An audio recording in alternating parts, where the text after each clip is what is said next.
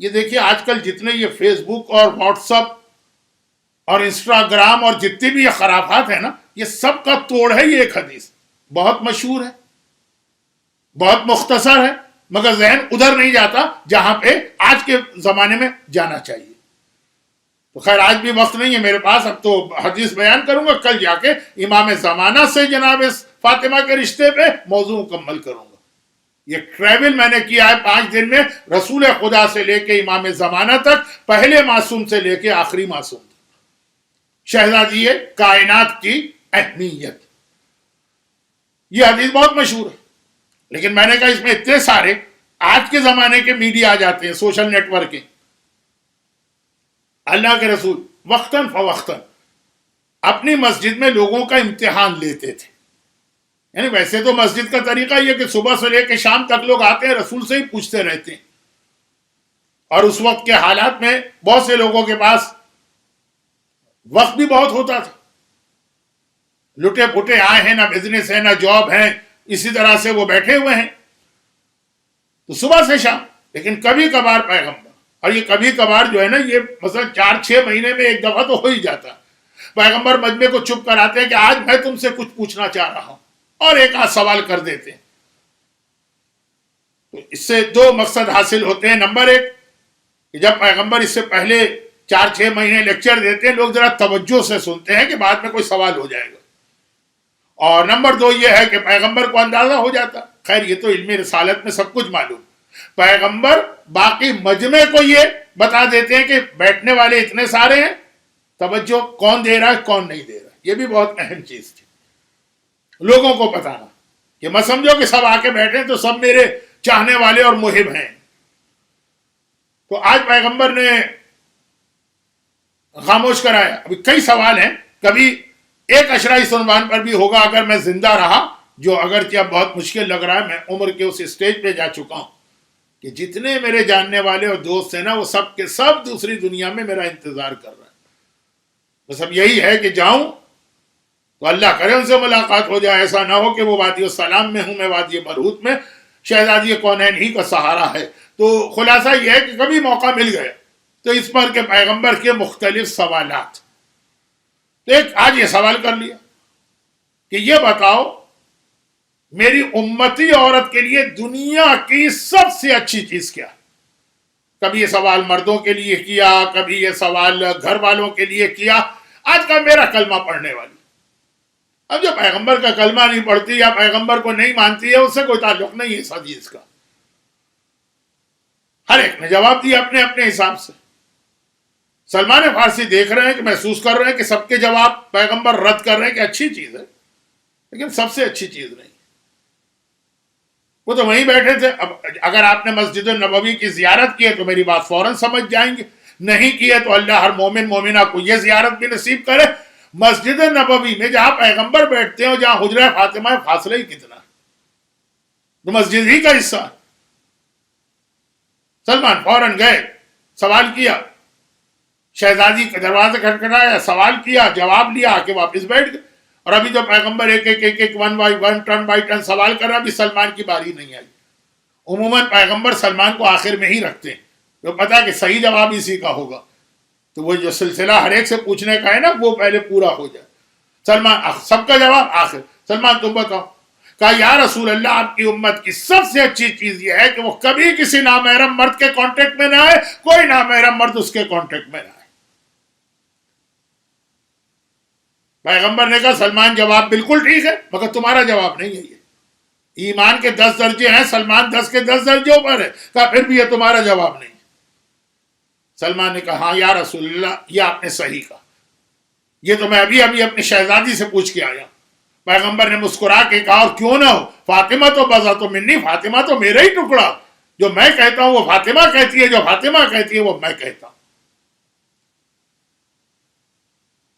اور آج کا پورا سوشل نیٹ ورکنگ نام اس بات کا ہے کہ ہماری وہ بچیاں بھی جو ویسے زندگی میں کسی نامحرم مرد سے بات نہ کریں، وہ بھی نامحرموں کے کانٹیکٹ میں، چاہے وہ انسٹاگرام ہو، چاہے وہ ٹویٹر ہو، چاہے وہ واٹس اپ ہو، چاہے وہ فیس بک ہو۔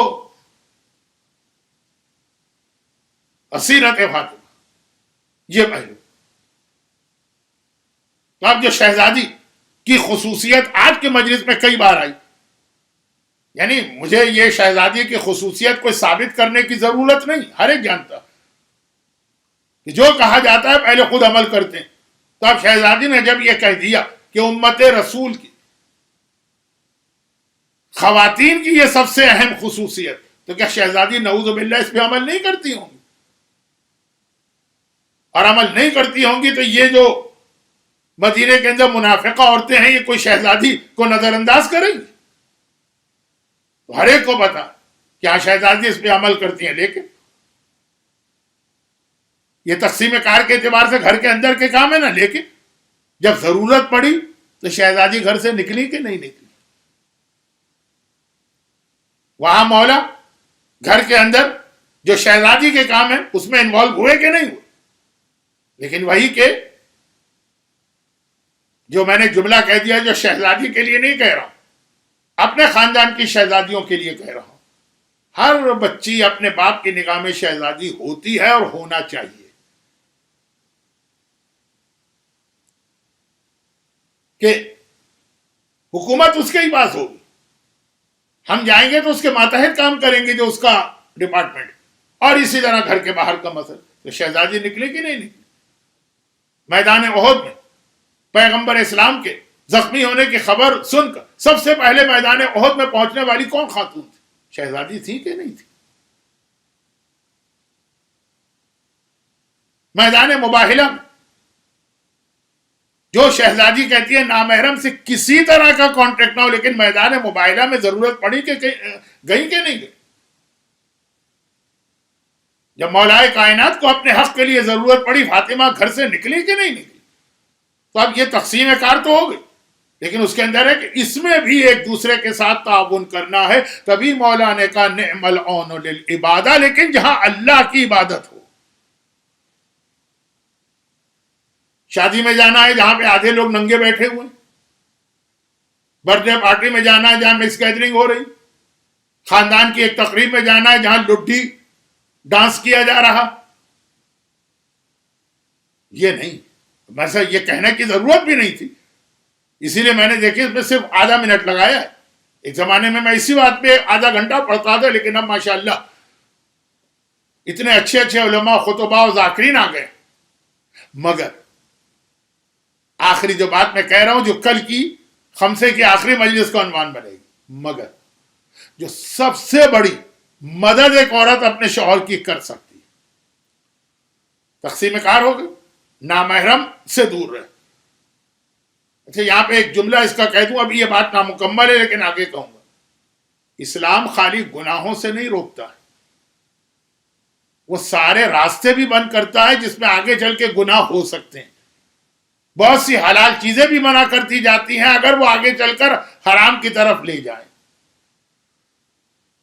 گھروں کے جھگڑے،